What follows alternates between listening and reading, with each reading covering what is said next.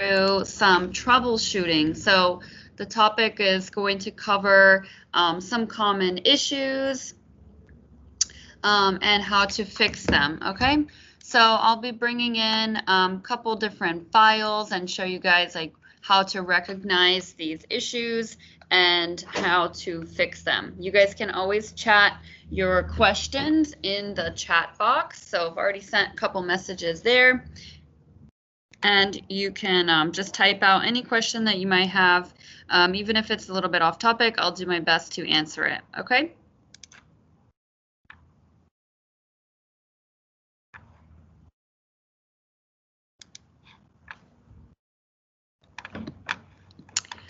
Okay, so I am using Chroma Lux, but this class, it does apply to any tier of Chroma you have. So it is important to be able to recognize issues that we see on the screen. So that way we can make sure to fix it so that it will stitch out really nicely. So I have a couple files that I'm going to open, and I'm just going to show you guys a couple of different issues that we might see and how to remedy them. One very common issue I see a lot is where someone will send a file and it looks like this, where we have some stitches that appear to be missing, okay? So sometimes with a satin stitch, we'll have this type of view on our screen, and what we're looking at is the stitches are not actually filling in on the edge of this circle. So this, of course, if it looks like this on the screen, it will not stitch out on the machine. So what to do to fix this? Well, one thing that I want you guys to be aware of and check on is the initial stitch type, like the stitch type that this object is. So it looks like a satin stitch, correct? But if I select this object, if I actually look in the sequence panel, I can see right here it's giving me the color, and it shows me the stitch count, and there's a little plus box, so I can just click that and drop it down, and it gives me the stitch type that was used to create this shape. So even though it appears to look like a satin stitch, this is a complex fill shape. And with complex fill shapes, we are only able to use one angle line.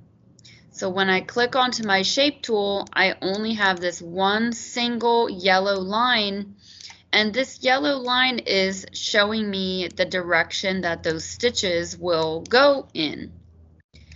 Now, since they can only go in one direction, up here on the areas where the satin stitch can't fill in, that's because it's much too long or wide for a satin to complete. If I click onto my ruler, I can just measure this area, and this is almost 2 inches wide. A satin stitch can only be about 0.8 inches in width for it to fully fill in. So this new purple shape is a satin stitch. If I were to make it 1 inch wide, I don't have those stitches filling in. The stitch can only be about 0.8 inches in width, and it will fill in properly. So what would I do to fix this? Well, if I want this ring to be a satin stitch, I should not create it in a complex fill stitch type and then just choose satin. It's not going to give me the same editing capabilities. So if I change it back to the standard complex fill stitch, it fills in really nicely. If we have Chroma Plus or Lux, we can convert it into a different stitch type. So you can convert this into a steel stitch, or you can convert it into a satin stitch, and that now appears correct. We can convert it into a run. So really any stitch type that you want. But now that this is an actual satin stitch type, I can see that here in the lower right-hand corner, then I'm able to have yellow angle lines moving around the shape of the circle. So this is going to stitch out very nicely. Okay, so when you want it to be satin, create it with your satin stitch tool. If you want it to be complex fill, then you create it with that stitch tool. We have the ability to fill in different patterns just for things like we have a brick pattern and a corn pattern. But when it comes to assigning a satin pattern to a complex fill, we do need to be careful about how we do that and just make sure that the stitches will appear to fill in all the way. Okay.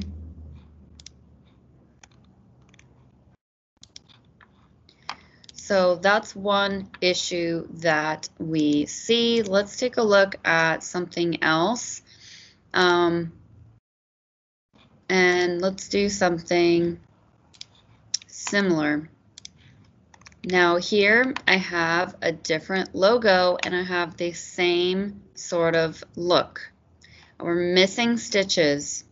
So this, if I click on this shape and I click on that plus sign, I can see that this shape or this logo, it was a complex fill and I just have a satin pattern.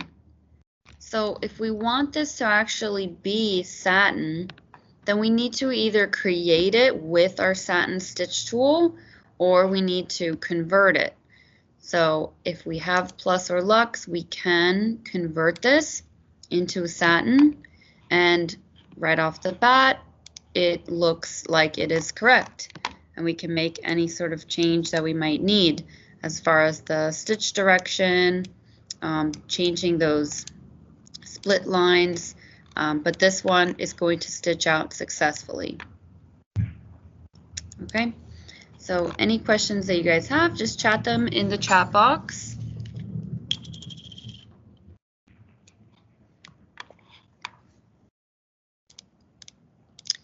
So I'll take a look at some other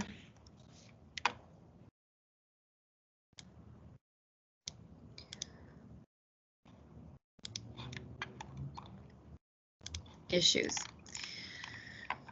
Sometimes we have some letters that appear on the screen to look, they're all filled in, and this letter, this little R, it does look fine on the screen to maybe a beginner user, but if I'm really looking at this closer, I see a couple things that I want to edit, because if you look at the direction of these stitches, it's not consistent. The R, it really should have stitches that just go up and down and then left to right for the base of the R. If we look at these really close, we can see that on the very top right of the R, the stitches begin at the top and they sort of go diagonally down, and they actually shift and curve again. And then we have this big break in the top branch of the R, and the stitches change direction. The bottom half of the R, we do see that the stitches are sort of curving, starting from the bottom left and moving up. With this letter here, if I click on my shape tool, what I need to do is just arrange the angle lines. So I'm going to arrange the yellow angle lines so that it's nice and smooth and the direction of the stitch is consistent. So what you can do is you can add angle lines, and you're telling that letter, you're telling the machine which way to run the stitches. So in the base of the R, just from here to here, it looks much smoother and much more even in the base of the R, okay? So that, moving on to that. Now the other side of the R, so the top branch, we still need to add in an angle line, and this is just going to go up and down instead of left to right. And then right off the bat, again, this is a much cleaner looking letter. And we can just edit the density if we need to and have those stitches run a lot closer. So just by adjusting these angle lines, we can really get that letter to be nice and smooth and even. And this is a huge improvement on what we saw just prior. The machine will make this nice R very smooth and even, and we won't have a lot of messy letters.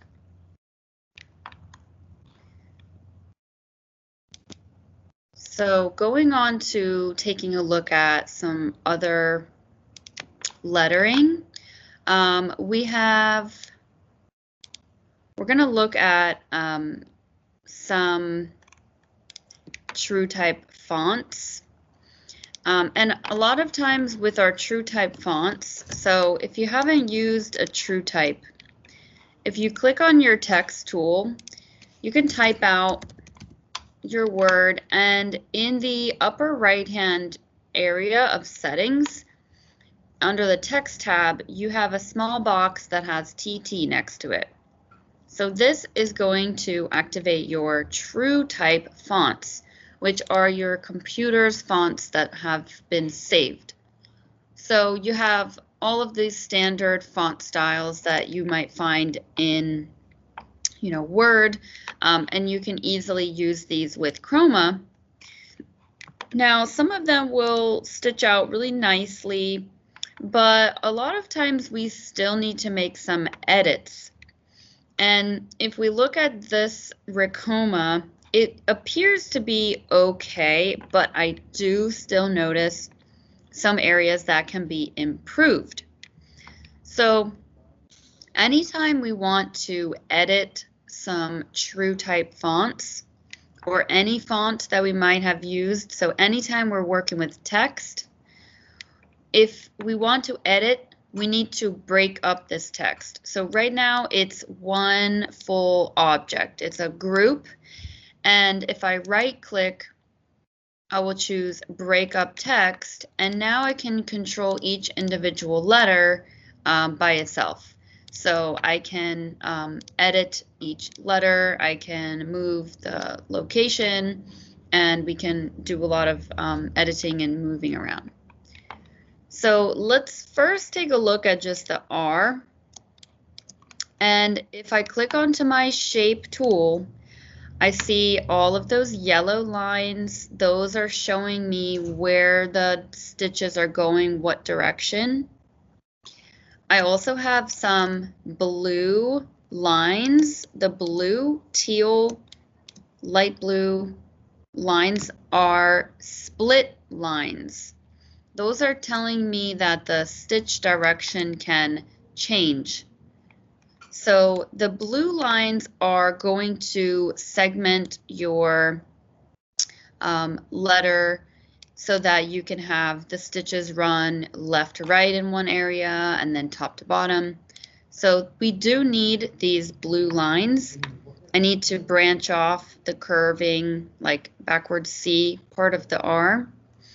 So we need the blue lines and we need the yellow lines, but we really want to make sure we straighten these out. And we also want to make sure we delete any extra blue lines. So I just deleted one. Actually, I deleted all of them. And you can see that this R is looking really crazy because the stitches are trying to go in so many different ways, and we don't have anything segmenting it. We need like a bridge. So if I were to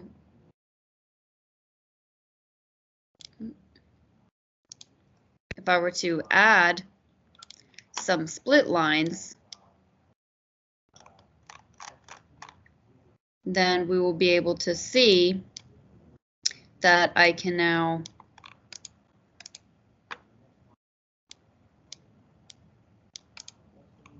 have the stitches running in different directions. So it has now allowed the base of the R to run up and down, and the small branches, the curving part, and then the little arm of the R. Another thing that we need is we do need those yellow angle lines. If I were to delete all of them, so if I were to delete all of the angle lines, then we have just an empty outline of the letter. We need those lines to tell us where to place the stitches. So what I want to do is I want to right click and add angle lines, and I can add them in a really nice, even, consistent manner. So I'll add a couple there. And now, since I added just a few, all of the other stitches are trying to follow that path. So we need to make sure that in each section of the letter, we have angle lines running in the correct direction.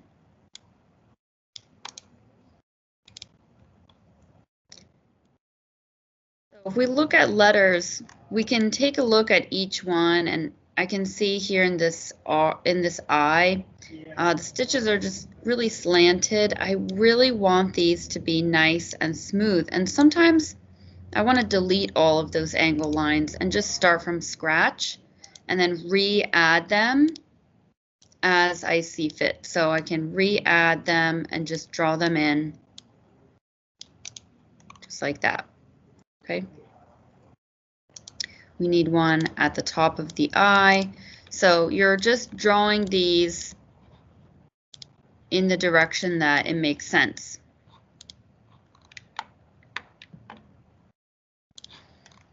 So with letters, with true type fonts, we do need to check them out and just make sure that they look nice and clean.